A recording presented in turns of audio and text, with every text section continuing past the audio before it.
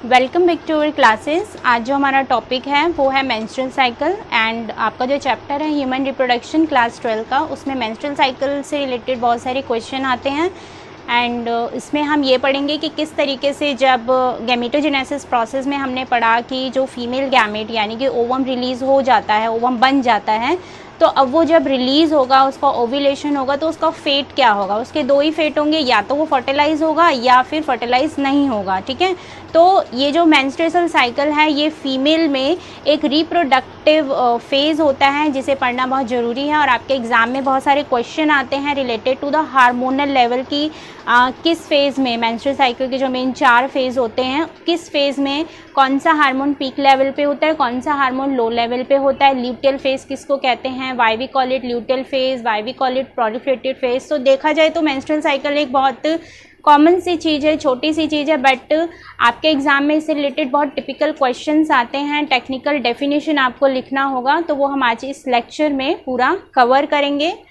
With thorough notes. उसमें हम ये भी देखेंगे, आपको ये भी मिलेगा कि किस तरीके से आपको एग्ज़ाम में लिखना है। ठीक है, क्योंकि इसमें ग्राफ भी है, ग्राफ रिलेटेड क्वेश्चन भी आते हैं फिलअप्स के फॉर्म में। आपको ग्राफ ड्रॉ करने के लिए नहीं आएगा, बट फिलअप्स आपको दे दिए जाएंगे कि इस पीक में कौन सा हार्मोन अभी है अवेलेबल, फिलअप्स के फॉर्म में आएगा। तो वो आपको पूरा अच्छे से आज की क्लास में स्टडी करना है। ठीक है, तो मेंस्ट्रुअल साइकिल होता क्या है? मेंस्ट्रुअल साइकिल जो है ये एक प्राइमेट्स के अंदर एक फिनोमिना होता है। ठीक है, ह्यूमन बींग्स में ये आपको फीमेल में देखने को मिलेगा। It is a part of female reproductive cycle. ठीक है, तो हम जो पढ़ रहे हैं वो हम ह्यूमन रिप्रोडक्शन पढ़ रहे हैं। तो ह्यूमन रिप्रोडक्शन में ये जो मेंस्ट्रुअल साइकिल का प्रोसेस है, it start at the age of puberty, जिसे हम 12 to 14 एज बोलते हैं, वेदर इट इज़ मेल और फीमेल। तो प्यूबर्टी एज जो है वो 12 to 14 ईयर्स होता है। तो फीमेल में मेंस्ट्रुअल साइकिल प्यूबर्टी के टाइम पे क्या होता है, स्टार्ट होता है।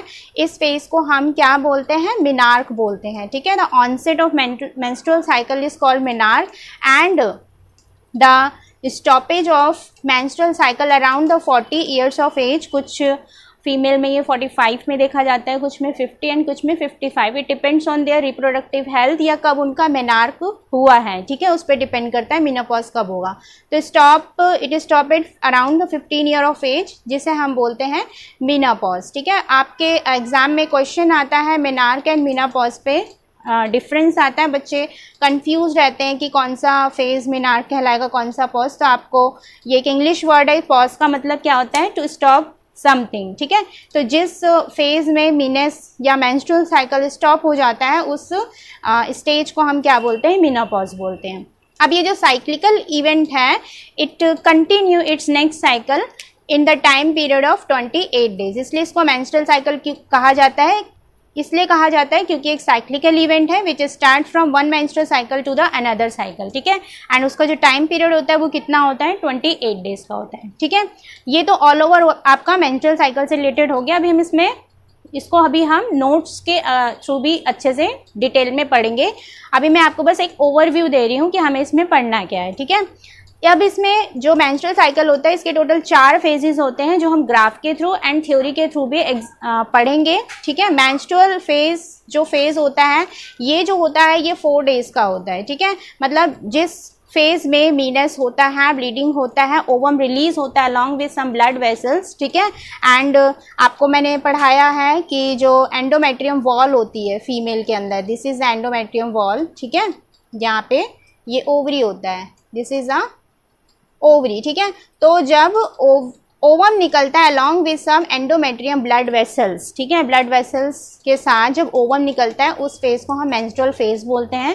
It last for 4 days and इस लेवल पे, इस टाइम पे क्या होता है, जो ओवम होता है ना उसका खुद का क्या होता है, ऑटोलिसिस शुरू होता है। ऑटोलिसिस मतलब वो खुद डीजेनरेट होता है। जब वो डीजेनरेट होता है तो उस टाइम पे जो FSH हार्मोन है एंड LH हार्मोन है वो क्या होता है, उसका लेवल जो होता है वो बहुत कम होता है। FSH LH कम होने के साथ एक हार्मोन और होता है जो क्या होता है, प्रोजेस्टेरॉन। ठीक है, जो प्रोजेस्टेरॉन है इसका लेवल भी क्या होता है, मेंस्ट्रुअल फेज में क्या हो जाता है, कम हो जाता है, ठीक है। अब 4 दिन के बाद जब मेंस्ट्रुअल फेज खत्म हो गया तब क्या होता है, फिर से एक नया प्राइमरी oocyte आएगा। आपने ग्राफियन फॉलिकल में या ओवरी का जो मैंने स्ट्रक्चर आपको प्रीवियस क्लासेस में समझाया है, ठीक है, उसका लिंक मैंने डिस्क्रिप्शन में दे रखा है, क्योंकि ये एक प्रोसेस है previous classes related to the following classes, तो आपको प्रीवियस क्लासेस भी देखना होगा। नहीं होता है तो आप अपने एनसीईआरटी के नोट्स उठा लो, उसमें आप पढ़ लोगे कि जो ओवरी का मैंने आपको एक स्ट्रक्चर ऐसे ड्रॉ करके दिखाया था, ठीक है, तो आपको दिखाया था this is the primary oocyte, ठीक है। प्राइमरी oocyte क्या करता है, प्राइमरी oocyte अब प्रोलिफरेटिंग फेज में क्या होगा, डेवलप होगा, ठीक है। डेवलप कैसे होगा, ये अपने चारों तरफ क्या करेगा, ग्रेनुलोसा की वॉल डेवलप करेगा, ठीक है, and this primary oocyte will turn into Graafian follicle. फिर वो इस फेज में यानी कि थर्ड फेज में, वो ओव्यूलेटरी फेज में वो क्या बन जाएगा, एक ग्राफियन फॉलिकल बन जाएगा, ठीक है, ग्राफियन फॉलिकल बन जाएगा।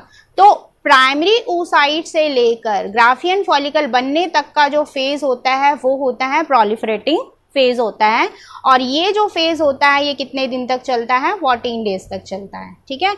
यानी प्रोलिफरेटिंग फेज में क्या होता है, प्राइमरी oocyte अब एकदम मैच्योर ग्राफियन फॉलिकल बन जाएगा, क्योंकि ग्राफियन फॉलिकल ही क्या होता है, बाद में रप्चर होता है और फिर क्या देता है, ओवम देता है, ठीक है। तो एट दिस लेवल आप देखोगे कि LH लेवल एंड जो FSH लेवल है उसका लेवल जो होता है वो हाई हो जाता है, ठीक है।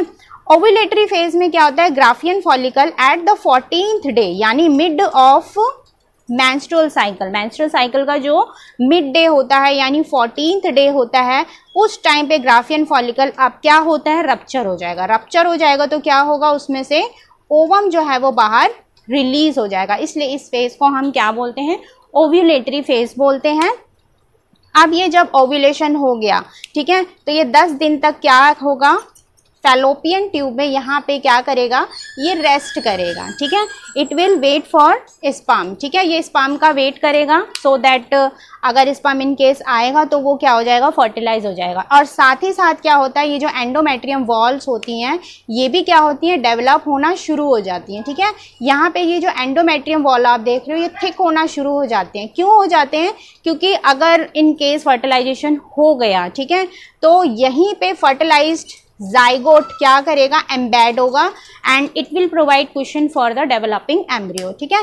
तो ल्यूटियल फेज में 10 दिन तक यही होता है। एंड इन केस अगर फर्टिलाइजेशन नहीं हुआ तो in the absence of fertilization क्या होगा, फिर से LH का लेवल एंड FSH लेवल क्या होगा, लो हो जाएगा एंड फिर से ये जो मेंस्ट्रुअल फेज है ये फिर से रीच हो जाएगा, ठीक है।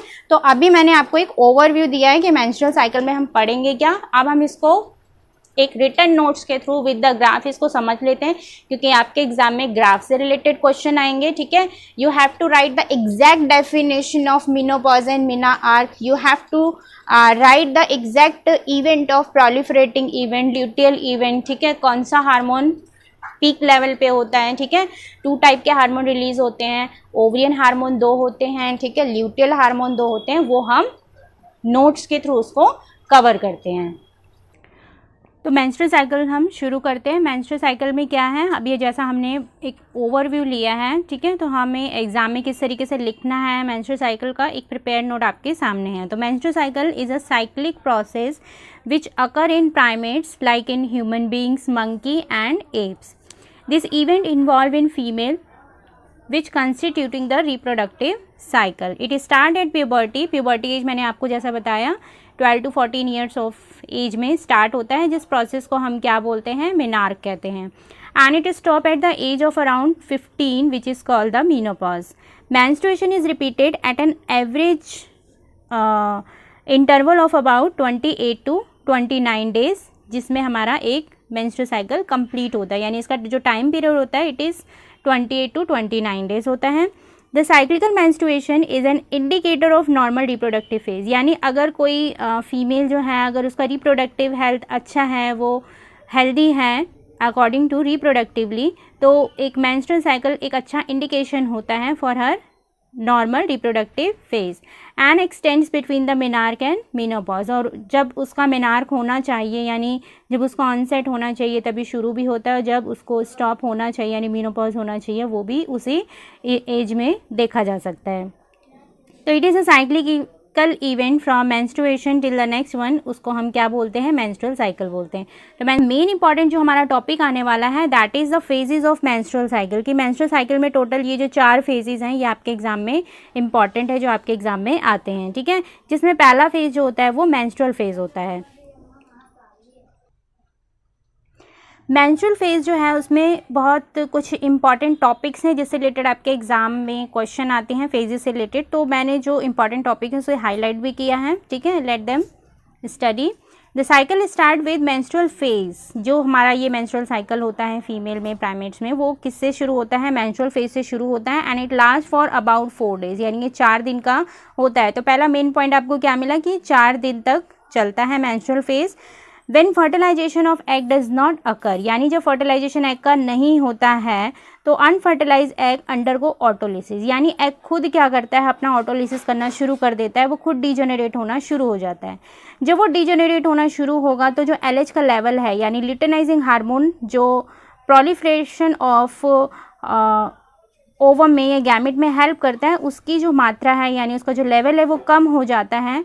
And regression of corpus luteum, and corpus luteum भी क्या हो जाता है, रप्चर होना शुरू हो जाता है, जिसकी वजह से क्या होता है, प्रोजेस्टेरॉन लेवल जो ब्लड में होता है वो क्या हो जाता है, कम हो जाता है।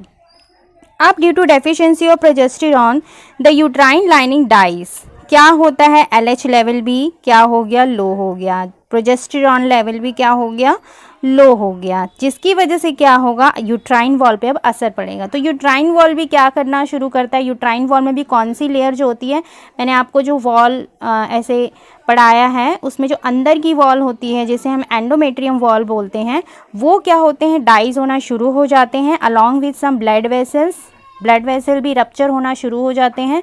And which leads to bleeding, जिसकी वजह से ब्लीडिंग देखने को मिलता है। This process is called menstruation, यानी जिस टाइम पे ब्लीडिंग होता है उस प्रोसेस को हम क्या बोलते हैं, मेंस्ट्रुएशन बोलते हैं। दैट्स वाई इस first phase of menstrual cycle को हम मेंस्ट्रुअल फेज बोलते हैं, क्योंकि इसी फेज में मेंस्ट्रुएशन देखा जा सकता है। नेक्स्ट जो फेज आता है that is a proliferating phase. इसे प्रोलिफरेटिंग फेज इसलिए कहा जाता है क्योंकि इस टाइम पे अब जो नया प्राइमरी oocyte है वो प्रोलिफरेट होता है, यानी वो मेच्योर होता है, अपने बाहर क्या करता है, सेल वॉल जनरेट करता है और एक मेच्योर ग्राफियन फॉलिकल में क्या होता है, वो कन्वर्ट हो जाता है। इसलिए इस प्रोसेस को हम क्या बोलते हैं, प्रोलिफरेटिंग फेज बोलते हैं, ठीक है। It last for about 14 days, ये कितना होता है, 14 दिन तक चलता है। The FSH stimulate the primary oocyte। अब इस टाइम पे क्या होता है, जो FSH का जो लेवल है यानी फॉलिकुलर स्टिमुलेटिंग हार्मोन है, उसका लेवल हाई हो जाता है, जो क्या करता है, प्राइमरी oocyte के ग्रोथ को क्या करता है, स्टिमुलेट करता है।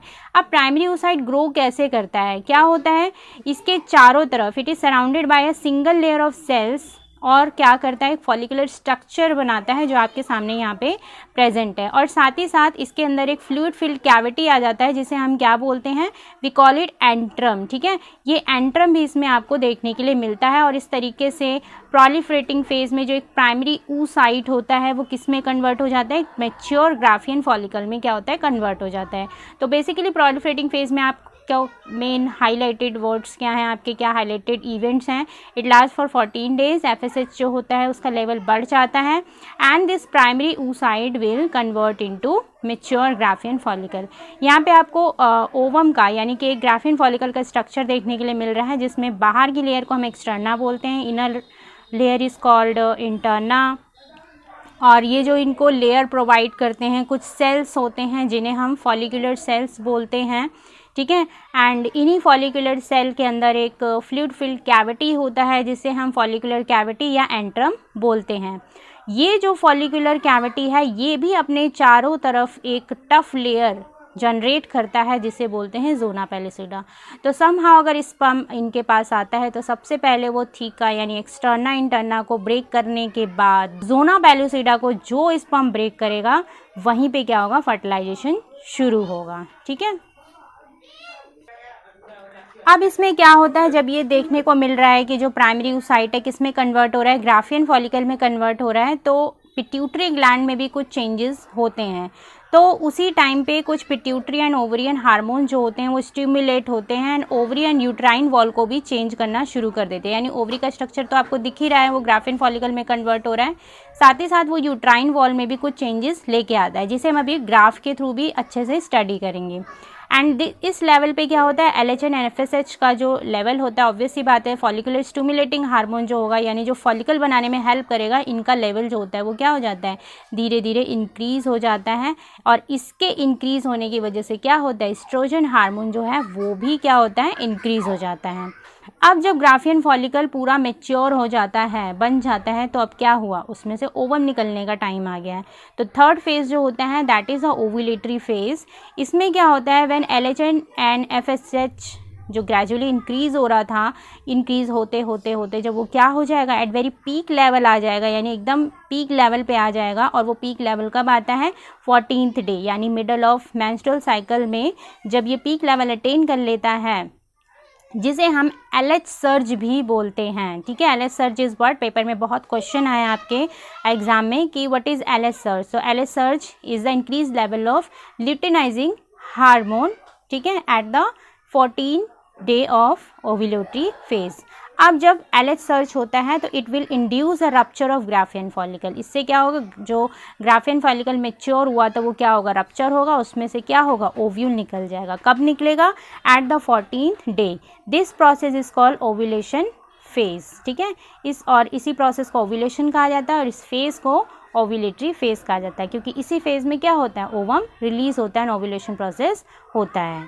तो अभी जो मैंने आपको पढ़ाया उसको आप यहाँ पे ग्राफ के थ्रू बहुत अच्छे से देख सकते हो। ठीक है, सबसे पहले मैंने आपको क्या पढ़ाया, मेंस्ट्रुएशन फेज पढ़ाया, जो 1 से लेके 4 या 5 दिन तक चलता है। ठीक है, इस फेज़ में देखो क्या होता है, इस फेज़ में यहाँ पे देखो मीनस हो रहा है, यानी यहाँ पे मेंस्ट्रुएशन फ्लो होगा, मेंस्ट्रुअल फ्लो होगा विद सम ब्लीडिंग। ठीक है, और इसी लेवल पे मैंने आपको ये भी बताया था कि जो ओवरियन हार्मोन लेवल है, यानी ओवरी अभी इस टाइम मेच्योर नहीं हो रहा है, तो जब ओवरी मेच्योर नहीं होगा तो ओवरियन से रिलेटेड जो हार्मोन होंगे उसका लेवल भी देखो बहुत क्या है, लो है। अभी एक भी इसमें आपको पीक नहीं दिख रहा है, बट जैसे जैसे दिन बढ़ रहा है, मैच्योरेशन फेज़ के बाद जैसे जैसे फॉलिकुलर फेज़ आएगा तो क्या होगा, ओवरी डेवलप होना शुरू होगा। यहाँ पे आपको देखो क्या हो रहा है, डेवलपिंग फॉलिकल, यानी ओवरी देखो डेवलप होना शुरू हो रहा है।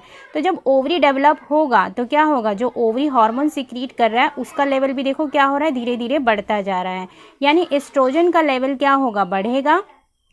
साथ साथ ये जो फॉलिकल डेवलप हो रहे हैं तो उनकी वजह से भी जो हार्मोन रिलीज़ होगा, यानी ल्यूटिनाइजिंग हार्मोन है एंड फॉलिकुलर हार्मोन है, जो इनके डेवलपमेंट को क्या करते हैं, स्टिमुलेट करते हैं, वो भी क्या होंगे, पीक लेवल पे, यानी धीरे धीरे ग्रेजुअली इंक्रीज़ होना शुरू होंगे। कब तक, जब तक कि फॉलिकुलर फेज़ चल रहा है। साथ साथ आप यहाँ पे ये भी देख रहे हैं, this is a endometrium wall of the uterine. ठीक है, यूट्राइन वॉल जिसको हम सबसे अंदर की लेयर यूट्राइन वॉल यानी कि एंडोमेट्रियम वॉल बोलते हैं। आप देख सकते हो जो पहले डीजेनरेट हो गए थे ड्यूरिंग द मेंस्ट्रुएशनल फेज, वो अब धीरे धीरे देखो क्या हो रहा है, प्रोलिफरेट होना शुरू हो रहा है। ठीक है, उनकी जो थिकनेस है वो बढ़ती जा रही है। ठीक है, अब क्या हो रहा है, at the mid of menstrual cycle जिसे हम 14th डे बोलते हैं, उस टाइम पे जब ग्राफियन फॉलिकल क्या होता है, पूरा मेच्योर हो जाता है। ठीक है, एंड LH एंड FSH आपको दिख रहा है बिल्कुल पीक लेवल पे है, तो उस टाइम पे क्या होता है, ओव्यूलेशन हो जाता है, यानी ओवम अब रिलीज हो गया है। ठीक है, यानी अगर इसके बाद अगर स्पर्म आता है ओवम के पास तो फर्टिलाइजेशन के चांसेस जो होते हैं वो बहुत ज़्यादा होते हैं। ठीक है, और इससे पहले ओव्यूलेशन फेज से पहले फर्टिलाइजेशन के चांसेस नहीं होते क्योंकि ओवम रिलीज ही नहीं हुआ है। अब इसके बाद जो है वो प्रिकॉशंस मेथड लिए जाते हैं एंड फर्टिलाइजेशन के चांसेस ज़्यादा होते हैं। अब क्या होता है, जब ओव्यूलेशन हो गया है तो जो एंडोमेट्रियम वॉल होती है वो भी अपने आप को क्या करती है, प्रिपेयर करती है। क्यों प्रिपेयर करती है, इन केस अगर फर्टिलाइजेशन हो गया, ठीक है, तो जाइगोट क्या है, यूट्राइन वॉल पे क्या करेगा, एम्बेडेड होगा, इम्प्लांट होगा। ठीक है, तो this uterine wall will provide cushion for the zygote, उसको एक कुशन प्रोवाइड करेगा सो दैट वो इसमें एम्बेडेड हो जाए। तो इसी लेवल में जिसे हम ल्यूटियल फेज बोलते हैं, ठीक है, ल्यूटियल फेज में क्या होता है, एंडोमेट्रियम वॉल क्या होती है, डेवलप होने शुरू होते हैं, ब्लड वेसल्स दोबारा से बनने शुरू होते हैं। ठीक है, एंड जो ये ओवम होता है ये इसमें क्या होता है, वो कॉर्पस ल्यूटियम जनरेट करना शुरू करता है। ठीक है, कॉर्पस ल्यूटियम भी बनने शुरू हो जाते हैं और फिर धीरे धीरे क्या होता है, कॉर्पस ल्यूटियम जो है वो रिप्रेस होना शुरू हो जाता है। जब कॉर्पस ल्यूटियम क्या होगा, रिप्रेस होना शुरू हो जाएगा तो धीरे धीरे फिर से क्या होगा, ये आप देख रहे हो जो FSHNLH का जो लेवल है वो भी क्या हो रहा है, डिक्रीज़ होना शुरू हो जा रहा है। और फिर से जो नेक्स्ट साइकिल यानी मीनेस यानी मेंस्ट्रुअल साइकिल जो है वो फिर से यहाँ पे आपको 29 डेज़ के बाद नेक्स्ट साइकिल आपको देखना, आप यहाँ पे नेक्स्ट साइकिल आपको देखने को यहाँ पे मिलेगा। तो एक तरीके से जो यहाँ पे साइकिल शुरू हो रहा था यहाँ पे आप देख रहे हो फिर से वो नेक्स्ट साइकिल यहाँ पे शुरू होगा। तो एक बार हम ल्यूटियल फेज को पढ़ लेते हैं, किसे हम सिक्रीटरी फेज भी क्यों कहते हैं, why we call it luteal phase. तो ल्यूटियल फेज में क्या होता है, लीड्स फॉर अबाउट 10 डेज, 10 दिन तक चलता है। एंड इसी टाइम पीरियड पे जो फर्टिलाइजेशन के चांसेस होते हैं वो बहुत ज़्यादा होते हैं, ठीक है। तो ल्यूटियल फेज होता क्या है, जो मैंने भी आपको बताया है कि जो कार्पस ल्यूटियम होता है, ठीक है, यहाँ पे आप देख सकते हैं this is the corpus luteum. ये जो आपको कार्पस ल्यूटियम दिख रहा है ये क्या है, ये जो ग्राफियन फॉलिकल था, यहाँ पे मेच्योर ग्राफियन फॉलिकल था, ओव्यूलेशन तो हो गया लेकिन ये जो ग्राफियन फॉलिकल के जो रिमेन्स थे ना उससे क्या बनता है, कॉर्पस ल्यूटियम बनता है, ठीक है।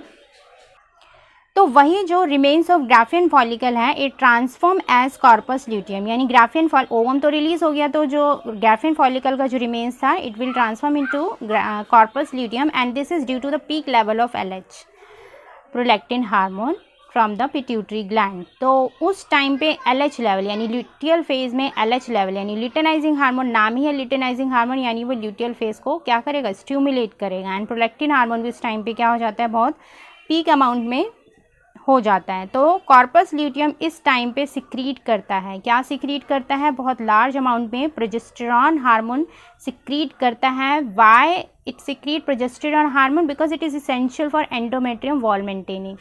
एंडोमेट्रियम वॉल के मेंटेन करने के लिए इस टाइम पे क्या होता है, प्रोजेस्टेरॉन हार्मोन सिक्रीट होता है। मैंने भी आपको बताया ओव्यूलेशन हो गया, अब एंडोमेट्रियम वॉल अपने आप को क्या करेगा, थिक करेगा, अपने आप को प्रिपेयर करेगा, ठीक है, ताकि जो जाइगोट है वो इम्प्लांट हो जाए। Now endometrium develop here for the implantation for fertilised ovum, जैसा मैंने भी आपको एक्सप्लेन किया। It provide cushion for the embryo, but in absence of fertilisation corpus luteum क्या होगा, डीजनरेट होना शुरू हो जाएगा। Endometrium also will start degenerating and thinning होना उसका शुरू हो जाएगा। एंडोमेट्रियम वॉल क्या होगा, फिर से दोबारा डाई होना शुरू हो जाएगा along with some blood vessels and फिर एक न्यू साइकिल स्टार्ट हो जाएगा, ठीक है। तो इस तरीके से जो मेंस्ट्रुअल साइकिल है वो आपका पूरा कवर हो जाता है, ठीक है। 4 फेजेस आपने पढ़े, menstrual phase, follicular phase, luteal phase, ठीक है। मेंस्ट्रुअल फेज में मीनस होता है, ब्लीडिंग होता है अलॉन्ग विद ब्लड वेसल्स, ठीक है, एंड जो ओवम रिलीज होता है वो बाहर फ्लश आउट हो जाता है। उसके बाद जो नया oocyte, नया प्राइमरी oocyte आता है उसका फॉलिकुलर डेवलपमेंट होता है in the follicular phase. And जो मिड डे होता है यानी 14 डे पे क्या होता है, उसका ओव्यूलेशन शुरू हो जाता है, और यानी ओव्यूलेशन हो जाता है उस टाइम पे। आफ्टर ओव्यूलेशन जो रिमेन्स ऑफ ग्राफियन फॉलिकल्स होते हैं they will form the corpus luteum. Corpus luteum जो है उस टाइम पे क्या करते हैं, प्रोजेस्टेरॉन हार्मोन लेवल जो है वो बहुत ज़्यादा सिक्रीट करते हैं, जिसकी वजह से क्या होता है, एंडोमेट्रियम वॉल जो है वो थिक होना शुरू हो जाता है एंड अपने आप को प्रिपेयर करता है so that zygote will implant here.